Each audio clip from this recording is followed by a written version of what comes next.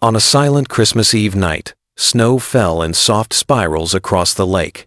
A wealthy man, burdened with loneliness despite his fortune, walked with no destination until he heard a trembling voice. "Please, don't take us back." In the shadows, a little girl no older than 7 clutched her baby sister, shielding her fragile body from the cold. Her eyes carried the weight of fear, but also the spark of survival. In that single moment, the millionaire's world shattered and began to rebuild into something far greater than wealth. This story is not about riches or status. It is about second chances, the courage of children, and the unexpected ways love finds us when we least expect it. Stay with us, because what comes next may just remind you what truly matters. Subscribe to the Retold Stories so you never miss a tale that touches the heart. The snow drifted down in soft spirals, quieting the world with a hush so complete it felt almost sacred.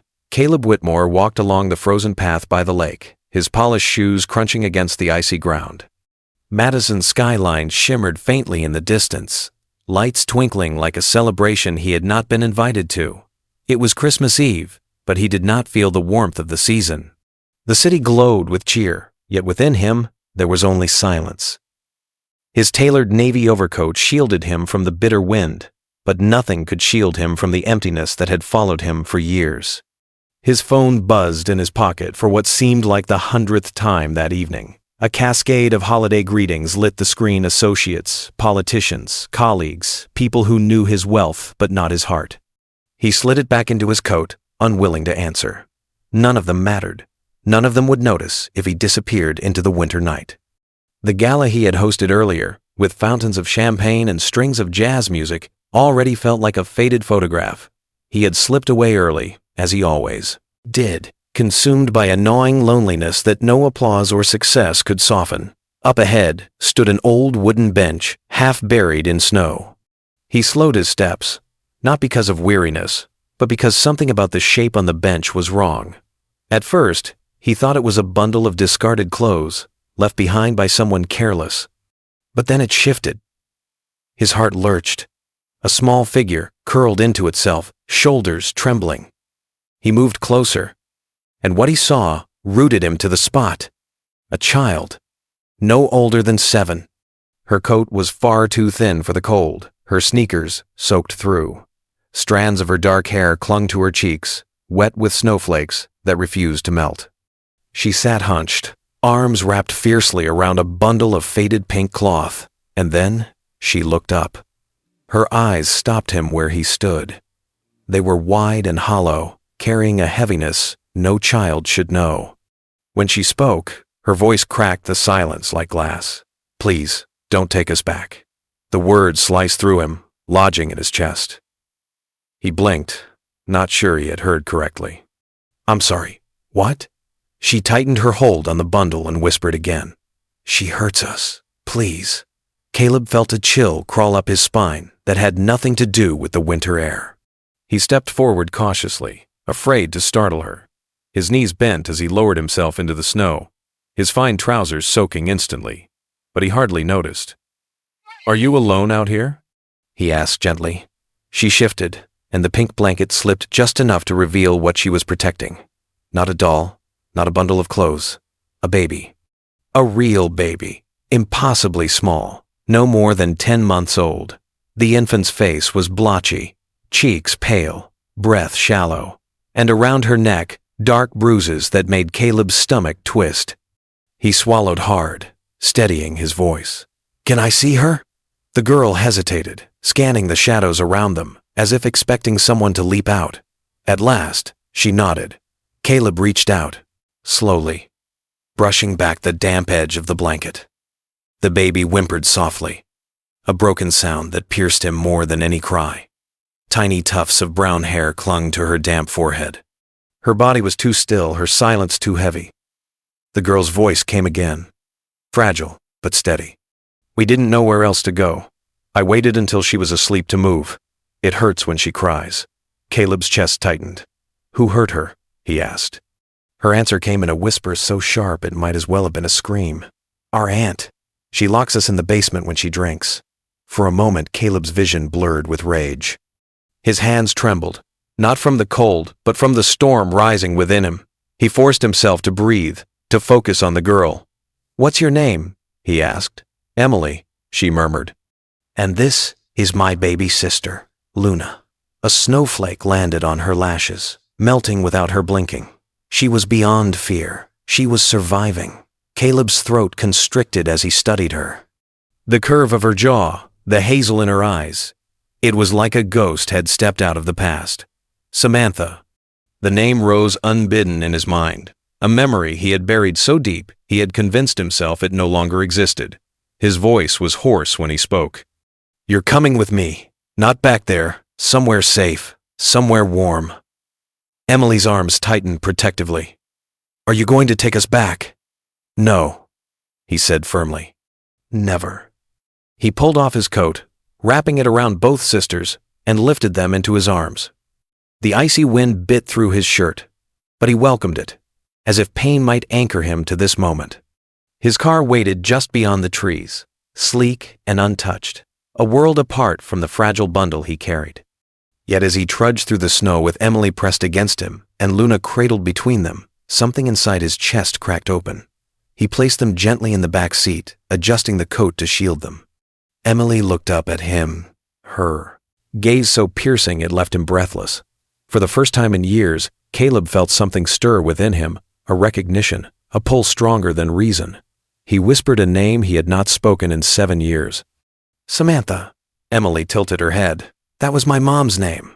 The world tilted beneath him. His hand gripped the doorframe to steady himself. This was not coincidence. This was his past, alive and trembling before him, demanding to be seen. The drive into the city blurred. Streetlights passed in streaks of gold. Emily held Luna tightly, her small frame dwarfed by Caleb's coat. He glanced in the rearview mirror, catching fragments of her face, illuminated by passing lights. Each glimpse felt like another shard of memory piercing his heart.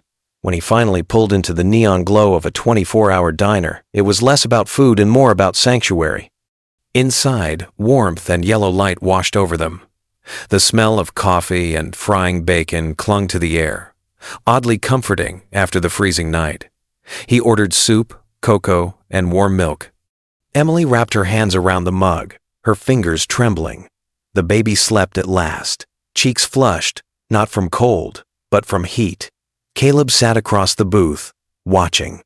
His world, once filled with deals and contracts, had narrowed to this moment.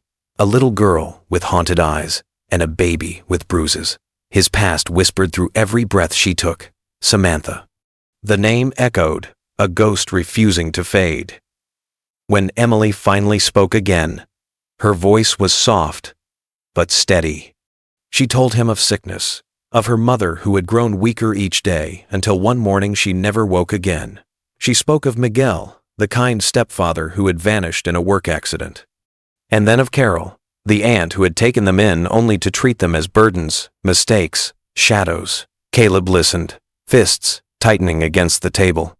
Each word was another wound, another confirmation that fate had dragged him into this night for a reason. He could not undo the best of hers, past. But maybe, just maybe, he could change the future. The fluorescent lights of the diner cast their weary glow across cracked vinyl booths and checkered floors. A tired Christmas tree blinked half-heartedly in the corner, its ornaments mismatched and leaning, as if even the holiday spirit was exhausted. Caleb sat opposite Emily, who cradled her sister in his oversized coat. Luna stirred faintly, cheeks warming under the soft fabric, and Emily held her close, sipping hot cocoa with trembling hands.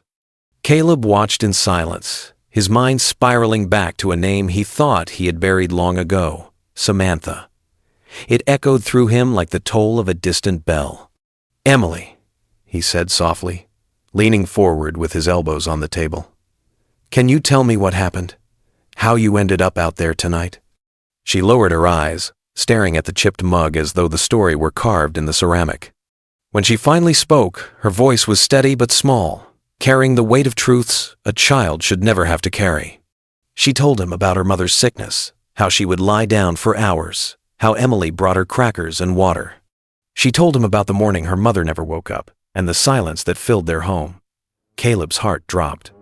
She had cancer, Emily explained, her tone almost matter-of-fact, as if rehearsed from repeating it too many times. It was in her blood and bones and everywhere, she said.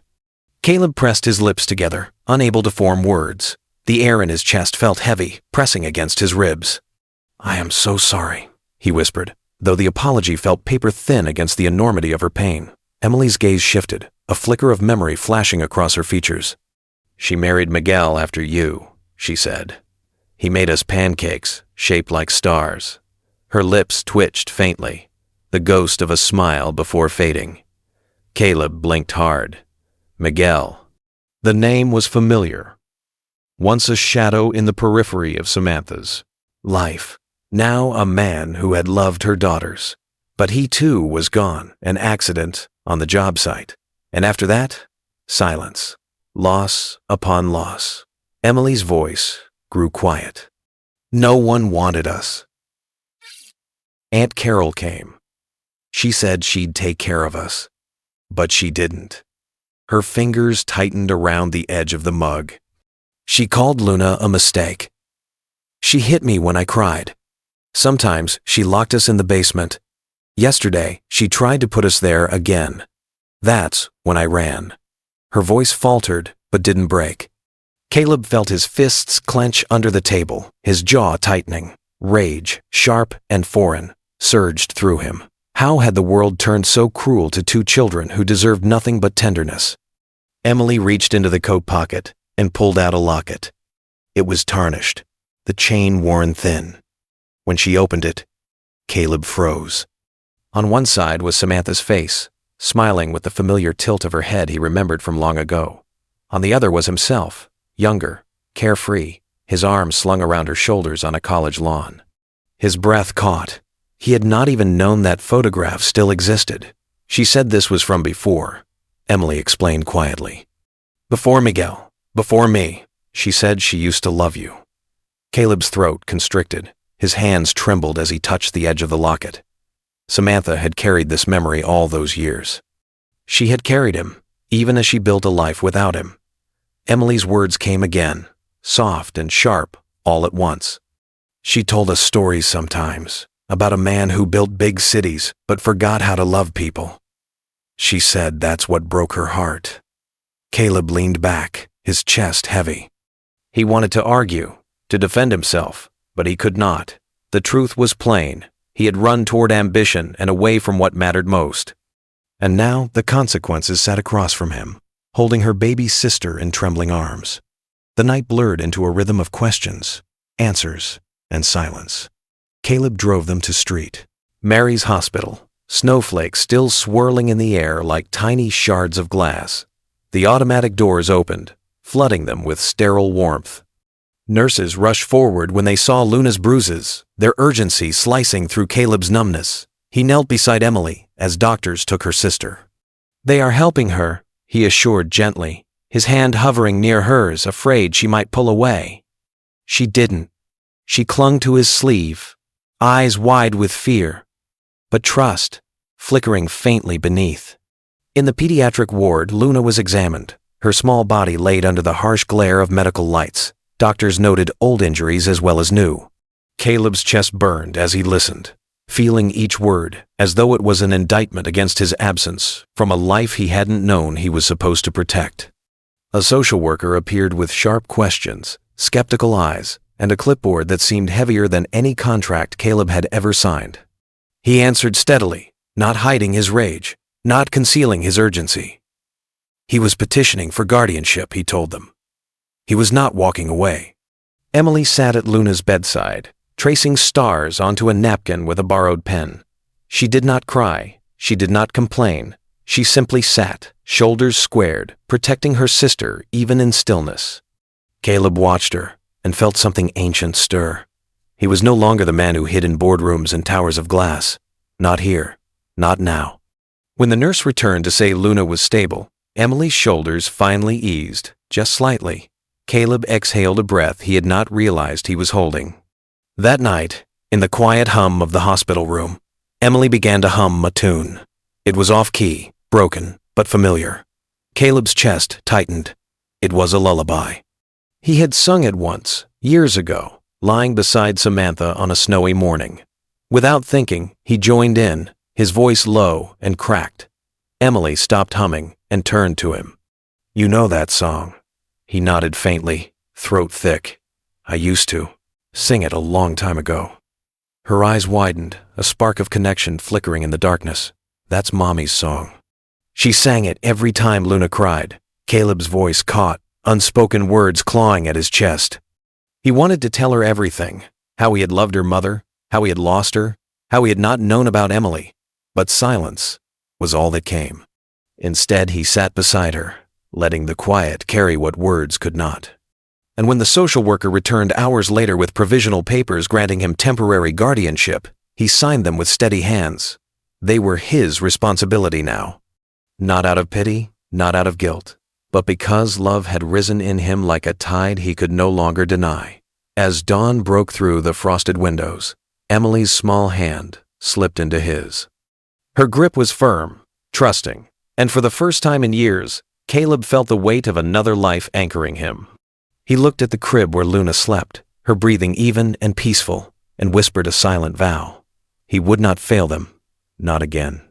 The courthouse in downtown Madison stood cold and unyielding beneath a gray December sky. Its stone walls seemed to swallow sound, leaving the air tense with unspoken judgments. Inside, fluorescent lights buzzed above a room filled with strained faces and folded arms. Caleb sat at the long oak table, his hands clasped so tightly his knuckles blanched. On the opposite side sat Carol Reyes, her lips pressed into a thin line, eyes full of contempt, a woman who carried no trace of warmth despite the children she claimed to love. The courtroom was crowded with caseworkers, pediatric specialists, lawyers, and the heavy weight of consequence. Emily and Luna were not there. By order of the court, they remained in the care of a child therapist during the proceedings. Still, Caleb felt their absence pressing against his chest, especially Emily's. Her voice from nights before replayed in his mind. "Please, don't take us back." A plea that now hung as a shadow over every argument. Carol's attorney rose first, his voice sharp as he delivered accusations. "Your Honor, my client is the only surviving relative. Mr. Whitmore abandoned the mother years ago. His sudden claim to guardianship is manipulative and emotionally reckless. He is not related to Luna by blood, and his relationship to Emily is unproven beyond sentiment." The words were like arrows, each one designed to strip Caleb of legitimacy. But he sat still, jaw set, waiting. When his own attorney stood, the tone of the room shifted, calm, measured, deliberate. He presented medical records showing Luna's repeated bruises, testimony from social workers who had documented neglect, statements from pediatricians who confirmed patterns of abuse. He gestured toward the thick binder of evidence, his voice steady. "Mr. Whitmore has provided full financial and medical support since the night these children were found. More importantly, he has shown unwavering emotional care. He is not seeking temporary custody. He is seeking permanence." The judge, a woman with silver hair and eyes sharpened by years of weighing lives, turned to Caleb. "Mr. Whitmore, would you like to speak for yourself?" Her voice was even but carried a gravity that allowed no escape. Caleb rose slowly, smoothing his jacket though his hands shook slightly. He drew a breath, one that seemed to scrape against old wounds, and began. "I did not know about Emily until that night. But when I looked into her eyes, I saw someone I once loved more than anything in this world. Samantha and I were young. I made mistakes. I walked away from the wrong things, and I have lived with that regret. But I am here now, and I am not leaving. Not again." His gaze swept across the room before landing back on the judge. "As for Luna, she may not be my blood, but love does not stop at bloodlines. She clings to her sister, because Emily is all she has. If Emily's, the whole world is Luna, then mine must be both of them. I am not asking to protect them for a night or a season. I am asking to be their father." Silence filled the room, punctuated only by the faint scratching of the court reporter's keys. And then, unexpectedly, the door at the back opened. A liaison entered, guiding Emily by the hand. Her small shoes tapped softly against the polished floor as she walked with quiet determination to the front. The judge blinked, but did not interrupt. "Go ahead, sweetheart," she said gently. Emily's gaze scanned the room before settling on Caleb. Her voice was clear, not loud but strong enough to carry. "Miss Carroll says she's family. But she yells. She made Luna cry every day. She told me not to ask about Mommy. She said I was too loud, too much. But Mr. Caleb, he listens. He lets us fall asleep on the couch. He reads all the bedtime stories, even the boring ones. He sings, even when it sounds funny." A soft ripple of laughter spread through the courtroom. Emily's eyes glistened, but her words did not waver. "He does not hit us. He does not leave. That is what a dad does, right?" The judge leaned forward. "Do you feel safe with Mr. Whitmore?" Emily nodded without hesitation. "I feel like I can breathe." Carol stood abruptly, her voice shrill. "She is being manipulated." "You are all being fooled." The judge slammed her gavel once, the sound echoing like thunder. "That is enough, Miss Reyes." The judge's gaze softened as she returned to the paperwork before her. "In light of the evidence presented and in the best interests of the children, I grant full guardianship of Emily and Luna to Mr. Caleb Whitmore." The gavel struck again, final and irrevocable. Caleb's breath left him in a rush he had not realized he was holding. Outside, as snow began to fall gently from the sky, Emily threw her arms around his neck. "Does this mean you're really ours now?" she whispered. Caleb cupped her cheek, his voice steady but thick with emotion. "I was always yours. I just did not know it yet." Weeks passed, and the cold of winter gave way to the fragile promise of spring. The lakeside cottage Caleb had quietly renovated became filled with life. Its walls bore the fingerprints of a family learning how to exist together. Crayon drawings covered the refrigerator. A pink scarf was draped carelessly over the arm of the sofa. A stuffed bear rested in Luna's crib. These small things, once foreign to him, became anchors. One Saturday morning, Caleb watched Emily kneel in the garden with a small trowel in her hand. Luna babbled beside her, clapping her hands against the soil. Emily pressed a wooden marker into the ground, uneven letters carved with care. "Samantha." Caleb crouched beside her, brushing dirt from her cheek. "She said sunflowers always looked like they were smiling," Emily explained. Caleb nodded. She was right. Together, they planted seeds, side by side, the earth carrying both grief and hope. Inside, the house echoed with laughter, with Luna's giggles and Emily's chatter, with story time and badly cooked dinners that Emily insisted were perfect. Caleb found himself reading picture books aloud, fumbling through silly voices that made Emily roll with laughter.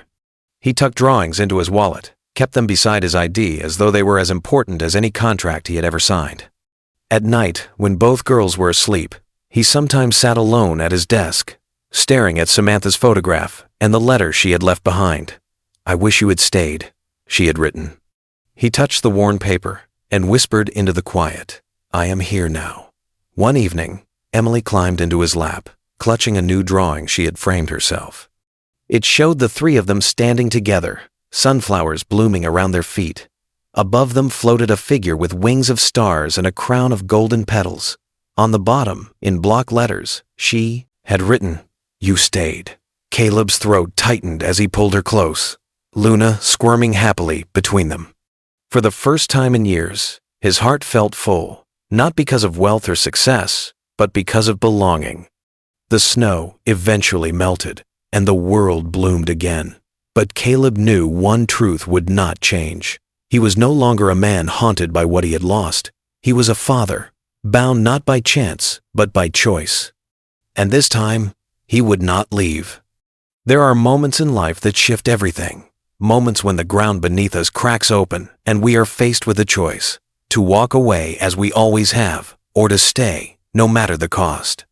For Caleb Whitmore, that choice came on a snowy night when two small figures appeared out of the darkness. He could have turned away. He could have rationalized, convinced himself it was not his burden. But in the trembling voice of a child begging not to be taken back, he found his own heart breaking open. This is not just a story of rescue. It is a story of rediscovery. of a man who thought wealth could insulate him from loneliness, only to realize that true wealth is found in connection, in sacrifice, in the courage to claim what love demands. Emily and Luna were not simply children in need. They were reminders that every heart has the capacity to begin again, no matter how much time has been lost or how many mistakes lie behind us. Through nights in hospital corridors, through courtroom battles heavy with tension, through laughter and tears and crayon drawings pressed into his wallet, Caleb found something he had not known he was searching for. He found the strength to stay, and in staying, he found the redemption that had eluded him for years. Perhaps that is the lesson hidden within this tale, that family is not always bound by blood, but by presence, by choice, by the willingness to say, "I am here, and I will not leave." For Emily, who carried more than a child ever should, and for Luna, whose first glimpses of life were marked by pain, Caleb's promise was more than comfort. It was survival. It was the creation of a home where laughter could return, where hope could grow like the sunflowers Emily planted in the spring. And so the story closes not with wealth or status or grand achievements, but with something far more lasting. It ends with a father, a daughter, and a baby who discovered that love, once found, can remake the world. It reminds us all that healing does not arrive in one dramatic gesture, but in 1,000 small choices to stay, to listen, to hold on when it would be easier to let go. If this story touched you, even in the smallest way, I invite you to continue this journey with us. Because here at the Retold Stories, every tale carries the quiet power to remind us of what matters most: love that redeems, kindness that heals, and the courage to start again. Subscribe to the Retold Stories today, and let the next story find its way into your heart.